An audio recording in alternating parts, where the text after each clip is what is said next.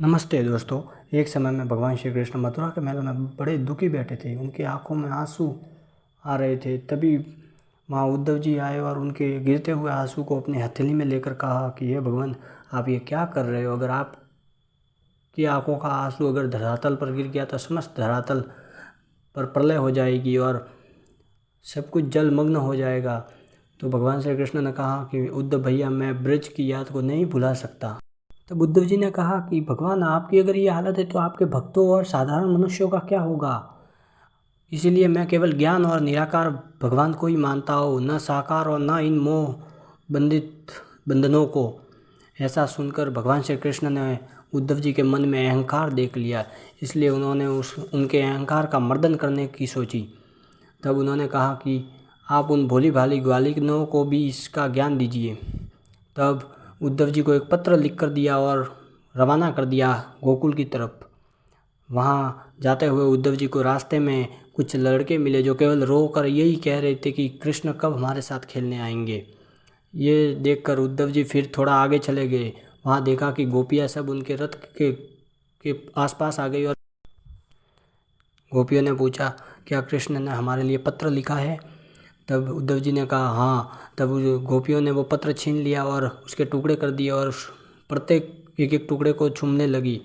उन्होंने कहा कि इस पर कान्हा के हाथों का स्पर्श हुआ है, इसलिए हम इसे चूम रही है।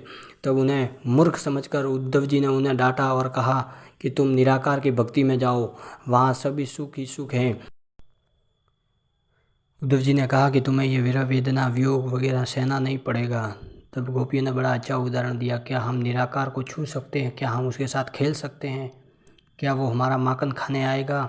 ऐसा सुनकर उद्धव जी का मन विचलित हो गया।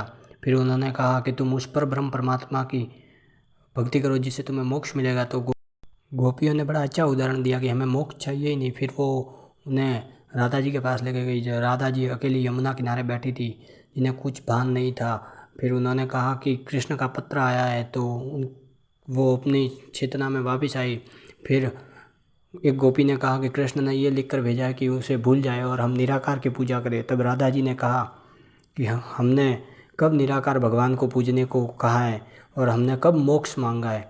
तब उद्धव जी कहने लगे कि ये सब व्यर्थ की बातें हैं, ये सब सांसारिक लोगों की मनगढ़ना है।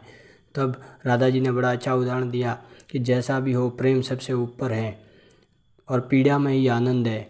तब उद्धव जी ने कहा ये सब मानव के लिए है, एक ज्ञानी के लिए नहीं। तब राधा जी ने कहा कि प्रेम ही सब कुछ है। वहाँ राधा जी ने कहा कि प्रेमी कभी बिछड़ते नहीं। तब उद्धव जी ने कहा तो फिर आप कैसे बिछड़ गए?